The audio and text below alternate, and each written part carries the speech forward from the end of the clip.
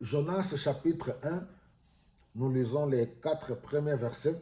Un jour, le Seigneur donna cet ordre à Jonas, fils d'Amitai, debout, pars pour Ninive, la grande ville, prononce des menaces contre elle, car j'en ai assez de voir la méchanceté de ses habitants. Mais Jonas décida de fuir à Tarsis, loin du Seigneur. Il se rendit à Jaffa, où il trouva un navire prêt à partir pour Tarsis. Il paya sa place et embarqua avec l'équipe pour aller à Tarsis, loin du Seigneur. Le Seigneur déchaîna un vent violent sur la mer.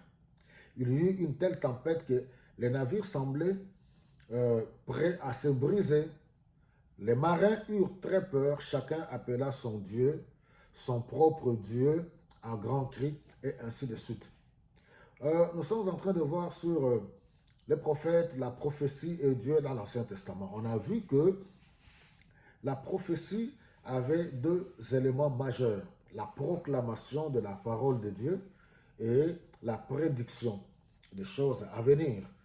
Et en même temps, il y a 2 thèmes principaux dans ces 2 éléments. C'était quoi? C'est le jugement, c'est-à-dire le message annoncé, constitué le jugement et le salut.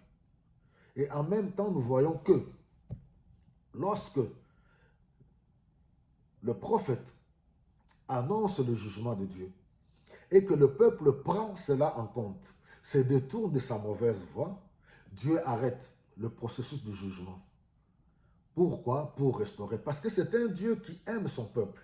C'est un Dieu qui aime tous les peuples, même ceux qui ne croient pas en lui. N'oubliez pas, dans la logique de l'Ancien Testament, Dieu s'est révélé à Abraham, Isaac, Jacob et ainsi de suite, pour que Israël, en fin de compte, qu'il puisse faire connaître Dieu aux autres nations qui étaient des idolâtres.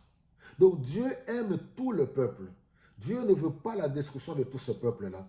Alors, dans ce cas, Jonas, il était un prophète du royaume du Nord. Dieu a vu la méchanceté dans la ville de Ninive, du fait que Dieu aime tout le peuple. Il donne la mission à son serviteur. Mais voilà, Jonas, c'est quand même un livre spécial. J'aimerais vous encourager, c'est juste 4 chapitres.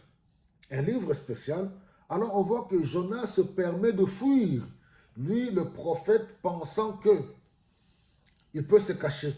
Non, nul ne peut se cacher devant Dieu. Dieu voit tout. Il a créé les cieux et la terre. Et là, j'ouvre même une parenthèse.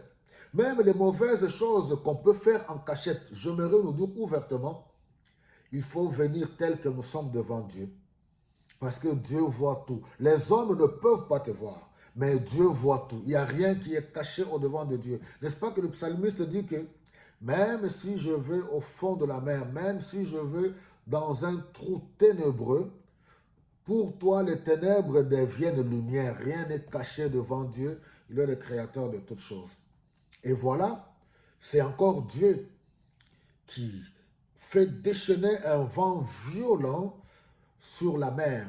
Pourquoi? Pour dire que Dieu a le contrôle de toutes choses, le contrôle de tous les éléments, de toutes les circonstances, de toutes les situations. Oui, le monde dans lequel nous vivons, ne soyez pas paniqués, Dieu contrôle toutes choses. Nous verrons par la suite qu'est-ce qui était arrivé à Jonas. Ici, nous voulons tout simplement comprendre que nous sommes appelés en tant qu'enfants de Dieu à obéir à Dieu. Qu'on soit prophète ou pas, moralité, la leçon à tirer ici, apprenons à obéir. Ne fuyons pas devant la volonté de Dieu. Je vous ai dit la fois passée qu'être prophète, ce n'était pas facile. Des fois, c'est des missions impossibles, des missions très compliquées et très difficiles. Tu dois aller annoncer la parole de Dieu sur une terre hostile. Vous pouvez vous imaginer? Et c'était ça la mission de Jonas. Il a fui. Que Dieu nous donne la force de ne pas fuir. Ce n'est pas quelle est ta mission. Que le Saint-Esprit te soutienne pour que tu ailles jusqu'au bout de la mission que le Seigneur te confie ou que le Seigneur te confiera. C'est pour cela, consacre-toi davantage au Seigneur.